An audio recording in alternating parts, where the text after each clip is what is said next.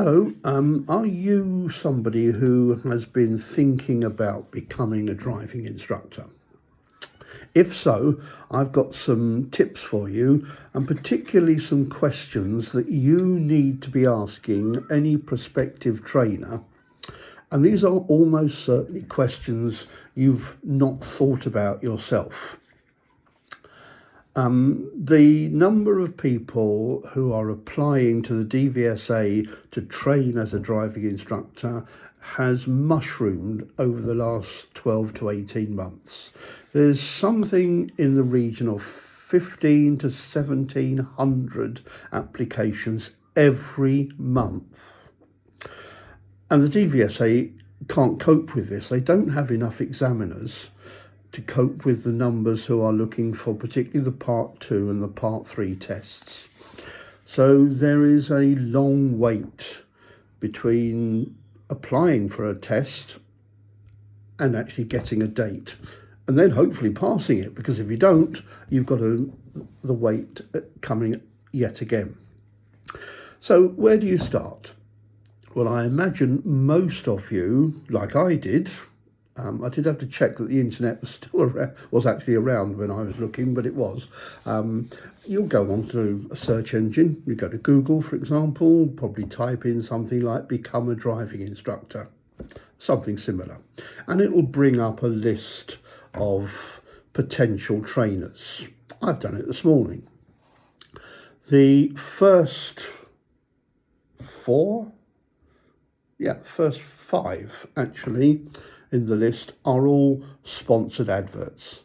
They're from national companies who have a big advertising budget, and a search engine survives by people paying to advertise on it. So it's no wonder that these are the ones that are at the top. And there are some very attractive offers. If I just take the first one, full ADI training for £1,499. Earn while you learn. £700 off the training this month. We will beat any price.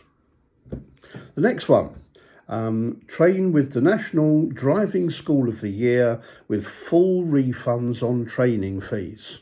Wow, I'm going to get my money back. Third one, this one does make me laugh. Become an ADI in 12 weeks. Well, there's absolutely no way that anybody is going to qualify in 12 weeks. The next one is the company, I won't say who it is, Driving Instructor Training, no hidden costs. Our course ensures the highest quality training with no hidden costs. Now, out of those four, I have 3 people who have come to us, to me in particular at the moment, but Christy, my business partner, will be involved with this as well. But 3 people from 2 of these companies who are totally and utterly disillusioned with what is going on and the standard of the training they're getting or actually not getting. And we've talked about what did you find out before you started? Because one thing you need to do is research. And a lot of you will do this. You'll go and have a look at different companies. The national ones, you will speak to a salesperson without any shadow of a doubt. And they will make things look even more attractive than they did in that list that I just read out.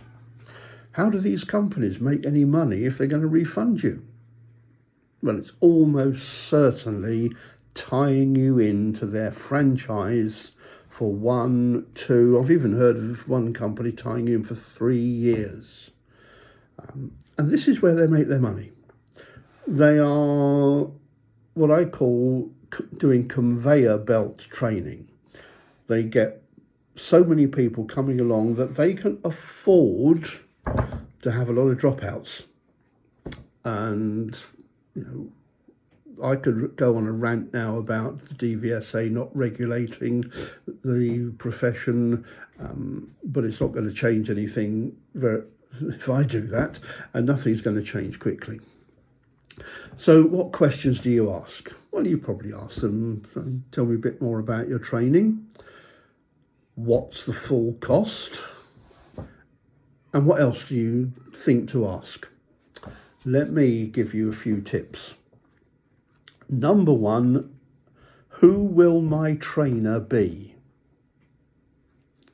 Can I speak to him or her? And once you get a yes, and if you don't get a yes, this is where the red flags start coming up. Once you get a yes, go and talk to that trainer. Ask them what qualifications do they have and what training have they done beyond their initial qualification as a driving instructor that is specific to training people to become an instructor. Because there are a lot of people out there, well-meaning instructors, who once they've passed set themselves up as trainers. And unfortunately, I have seen the results of this with people where we have tried to pick up the pieces. So you must ask this.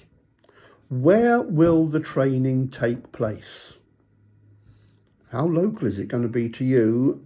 Because what you get told by a salesperson might be very different to the reality. Will my training be 1-to-1 or will I be doing it 2-to-1? Because a lot of these companies recoup some of the cost by having two of you in the car at the same time. These are all things that you must ask of any potential trainer. Other things that you want to ask is around how the training is structured. Many of these companies, particularly the national ones, or any local trainer who has not really kept up to date with modern training techniques, they will leave you alone to get through the Part 1 test. They'll give you some resources for it, but they will leave you to do it. And only once you've passed the Part 1 test will you then get any training for the Part 2 driving test. And these companies will wait until you've passed the Part 2 before they start any Part 3 training. How long is this going to take? The problem at the moment with the driving tests is that there's something like at least a 6-month wait after passing the previous test, the Part 1 or the Part 2, before you will get a date for the next one. The system is broken. We know that. There's nothing that's going to happen in the short term to change it, so it's what we're stuck with. Why not find a company that will do integrated training? That means all 3 parts are put together. The whole thing becomes much more relevant then, because you can see how the Part 1 and the Part 2 and the Part 3 all fit together, and how you can relate each part to your driving, to your instructing, and to your learners when and if you go on a trainee licence, which is another story altogether. I'll leave that one for today. But all these things you need to be asking. So please think to yourself, did I know about those questions before I started? Because sadly, the people I'm helping now, with hindsight, would have asked those questions, but didn't. Why not? Because they didn't know. That's the problem with it. You don't know what you don't know. And I think, oh yeah, if only I'd asked that, I might not have got into the situation I'm in now. So I hope this helps you. Please come and have a chat with us about all this. We've got information on our YouTube channel and on our social media.